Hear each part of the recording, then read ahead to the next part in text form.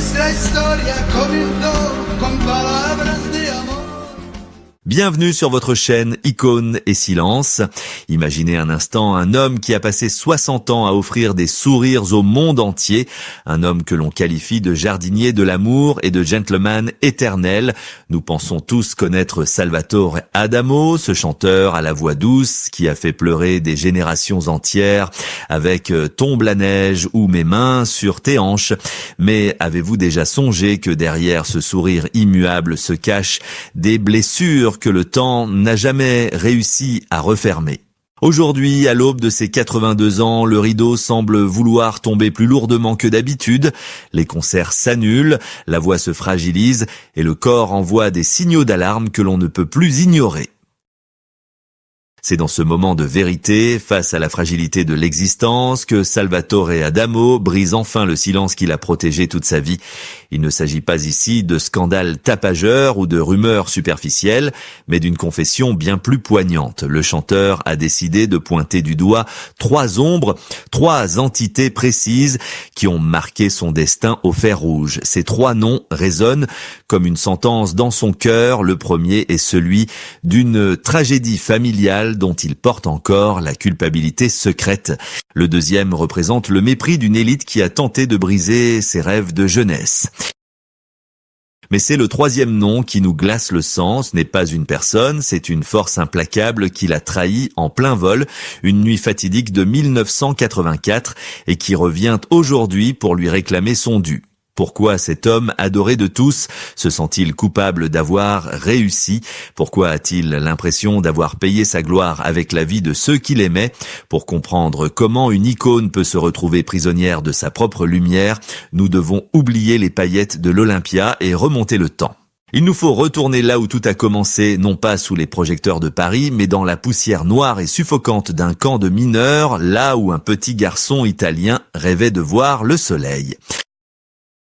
Pour comprendre la rage de vivre qui habite cet homme, il ne suffit pas de regarder ses costumes élégants.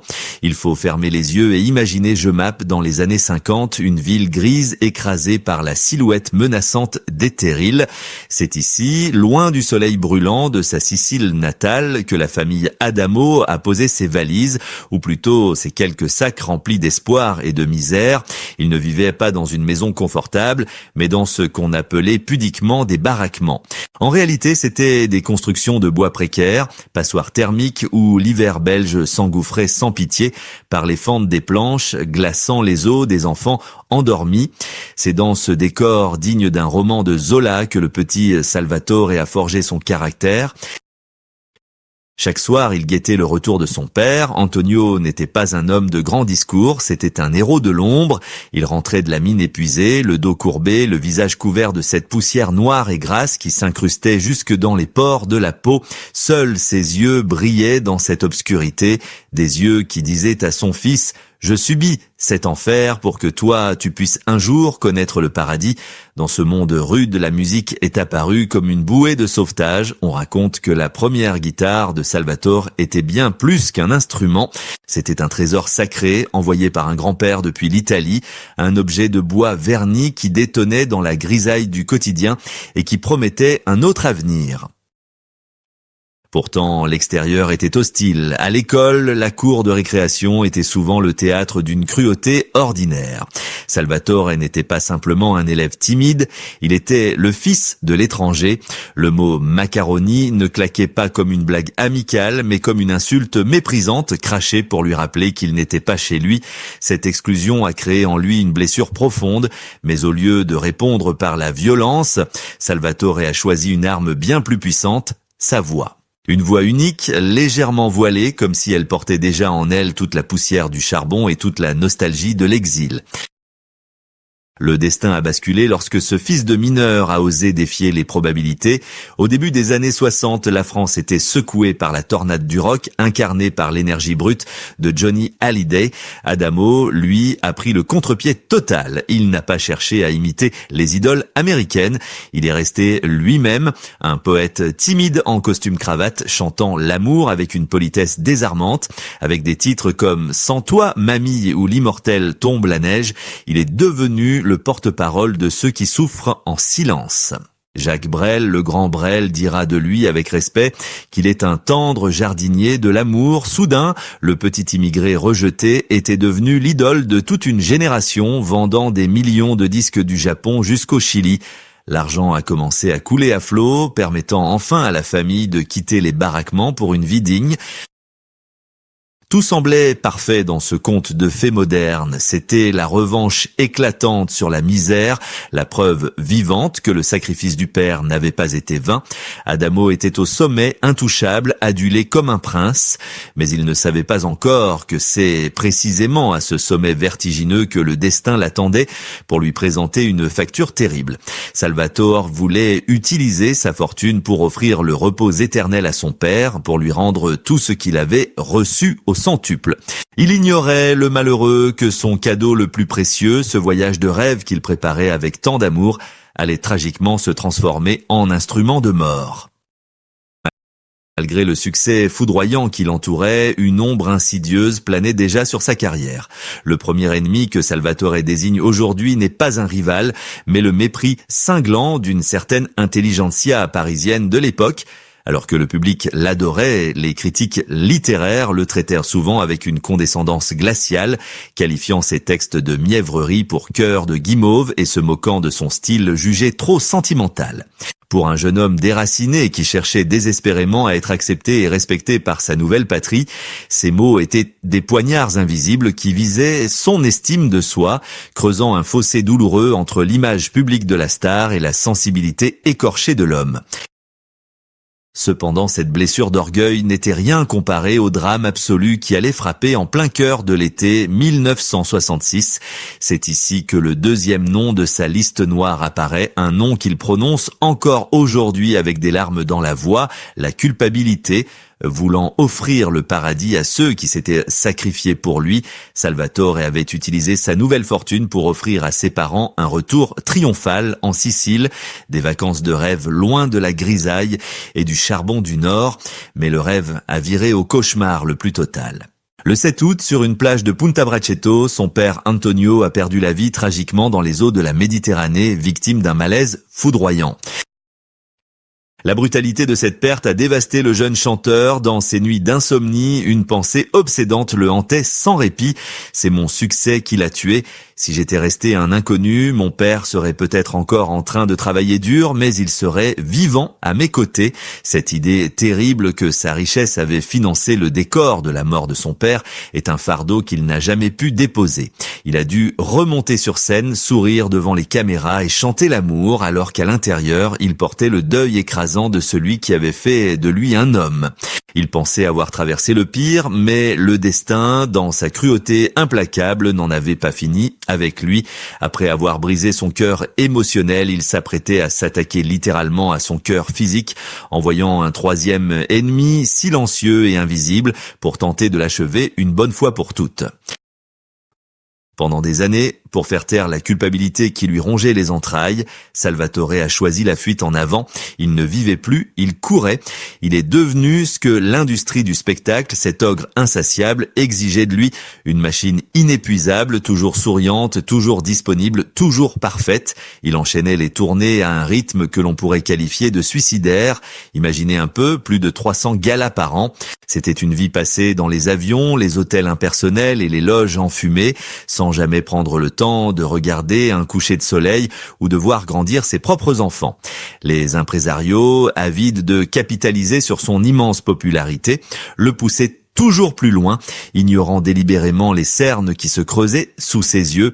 Pour eux, Adamo était une mine d'or, un filon inépuisable, mais pour l'homme derrière la vedette, chaque concert devenait une épreuve de force, une course contre la montre avant l'effondrement inévitable. C'est alors que le troisième ennemi, le plus traître de tout, car il venait de l'intérieur, a frappé sans prévenir. En 1984, à l'âge de 41 ans seulement, un âge où l'on est censé être au sommet de sa puissance, Salvatore Adamo s'est effondré. Son cœur, ce cœur qu'il avait tant offert à son public morceau par morceau, a failli cesser de battre pour toujours. Le diagnostic est tombé comme un couperet. Un infarctus sévère. Il n'y avait pas d'autre choix qu'une lourde opération à cœur ouvert, un triple pontage coronarien. C'est ici que le cauchemar a pris une autre dimension. Du jour au lendemain, l'idole des foules, habituée aux clameurs de 10 000 personnes scandant son nom, s'est retrouvée seule dans la froideur aseptisée d'une chambre de réanimation.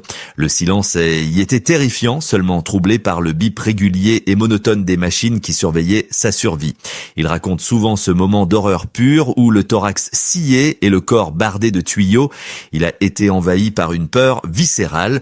Ce n'était pas seulement la peur de mourir, c'était la terreur du silence. Dans l'intimité de cette chambre blanche, il a essayé de fredonner juste pour voir si sa voix était toujours là, mais rien n'est sorti, ou si peu. La panique l'a saisi. Et si c'était fini ? Et si le chanteur était mort sur cette table d'opération, ne laissant derrière lui qu'un homme brisé ? Pendant sa longue et douloureuse convalescence, une autre vérité cruelle lui a sauté au visage. Le téléphone, qui sonnait autrefois 100 fois par jour, s'est tu. Les faux amis, ceux qui aimaient la lumière des projecteurs mais fuyaient l'ombre de la maladie, se sont évaporés. Salvatore a compris avec une amertume glaciale que pour le show business, il n'était qu'un produit périssable, une marchandise que l'on jette dès qu'elle est abîmée. Il a vu des bouquets de fleurs s'accumuler dans le couloir, envoyés par des fans lointains, mais il se sentait plus seul que jamais, prisonnier de son corps en faillite. Il a survécu miraculeusement et s'est juré de ne plus jamais se laisser dévorer par cette machine infernale. Mais le destin a une mémoire tenace. Aujourd'hui, 4 décennies après cette première alerte, l'histoire semble vouloir bégayer tragiquement.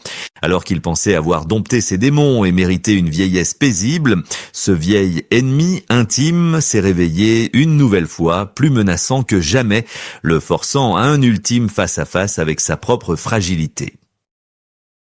Nous voici arrivés au moment de vérité, à cet instant précis où le masque de l'artiste tombe pour révéler le visage nu, fatigué mais digne de l'homme. Récemment, à l'aube de ses 82 ans, Salvatore Adamo a dû faire face à son public, non pas pour chanter, mais pour s'excuser. La gorge serrée, les yeux embués, il a dû annuler plusieurs concerts très attendus, notamment au prestigieux Grand Rex à Paris, brisant le cœur de milliers de fans qui attendaient ce rendez-vous. Mais cette fois, contrairement aux décennies précédentes, il n'a pas cherché d'excuses diplomatiques ni de faux fuyants. Avec une honnêteté bouleversante qui a surpris tout le monde, il a brisé le silence sur son état réel. Il a avoué simplement, sans phare, que le problème, ce n'était pas juste une fatigue passagère, c'est le poumon qui siffle, c'est le souffle qui manque, c'est la vie qui s'essouffle après avoir trop couru. Dans cette confession crépusculaire, Salvatore désigne enfin les responsables de ses tourments et le constat est amer. Il pointe du doigt cette incapacité pathologique à dire non qu'il a rongé toute sa vie. Il a avoué avoir sacrifié sa santé, son sommeil et des moments précieux avec les siens sur l'autel de la gloire, poussé par la peur panique de décevoir ceux qu'il aimait. Il reconnaît aujourd'hui qu'il a tiré sur la corde jusqu'à ce qu'elle casse, ignorant les avertissements répétés de son corps pour satisfaire une industrie insatiable et un besoin éperdu de reconnaissance. Mais la blessure la plus vive, celle qui ne cicatrisera jamais, porte un prénom doux et tragique, Delisia. C'est ici que l'histoire de l'idole se teinte d'un deuil familial déchirant. Delisia, sa petite sœur adorée, rêvait elle aussi de lumière et de chansons. Elle avait du talent, elle avait la passion, mais elle portait un nom trop lourd à porter. Salvatore confesse aujourd'hui avec une tristesse infinie qu'il se sent coupable d'avoir pris toute la lumière. Il a l'impression que son ombre immense a involontairement étouffé les rêves de sa sœur, la laissant se perdre dans les méandres de la dépression jusqu'à ce qu'elle parte beaucoup trop tôt dans une solitude qui hante encore le chanteur. Il se demande parfois si son succès n'a pas été volé au destin de sa sœur. C'est donc un Adamo vulnérable qui se tient devant nous, un homme qui réalise avec effroi que le temps ne s'achète pas, même avec des disques d'or, en nommant ces 3 ennemis que sont la culpabilité du survivant envers son père et sa sœur, le mépris des élites d'autrefois et la tyrannie de sa propre dévotion au public. Il ne cherche pas la pitié, il cherche à reprendre le contrôle de sa propre histoire. Il nous dit avec une humilité désarmante qu'il n'est pas un surhomme, il est juste un homme qui a trop aimé, trop donné et qui paie aujourd'hui le prix fort de cette générosité démesurée. Son silence n'est plus une fuite, c'est un cri d'alarme pour nous tous, une invitation à ralentir avant qu'il ne soit trop tard.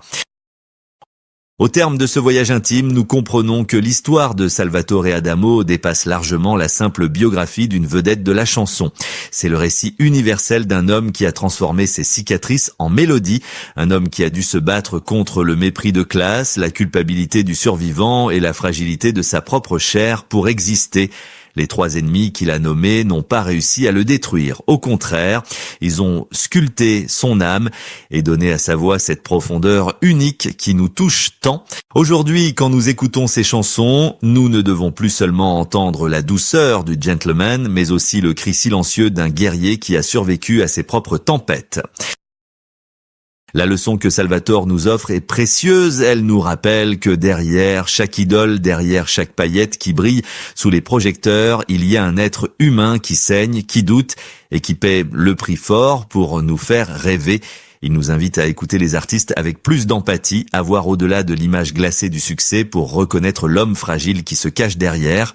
Adamo n'a peut-être plus le souffle de ses 20 ans, mais son courage, lui, est plus puissant que jamais. Il continue de se tenir debout, refusant de laisser la maladie avoir le dernier mot, prouvant que la passion est le meilleur remède contre l'oubli. Alors, la prochaine fois que vous entendrez la neige tomber dans une de ses chansons, souvenez-vous de tout ce qu'il a dû traverser pour que cette neige continue de nous réchauffer le cœur. Si cette histoire de courage et de résilience vous a ému, si vous avez vous aussi une chanson de Salvatore Adamo qui a marqué votre vie, laissez-nous un souvenir dans les commentaires. N'oubliez pas de vous abonner à Icônes et Silences et d'activer la cloche pour ne manquer aucun de nos prochains portraits. D'ici là, prenez soin de vous et surtout, n'attendez pas qu'il soit trop tard pour dire je t'aime à ceux qui comptent pour vous. Au revoir et à très bientôt.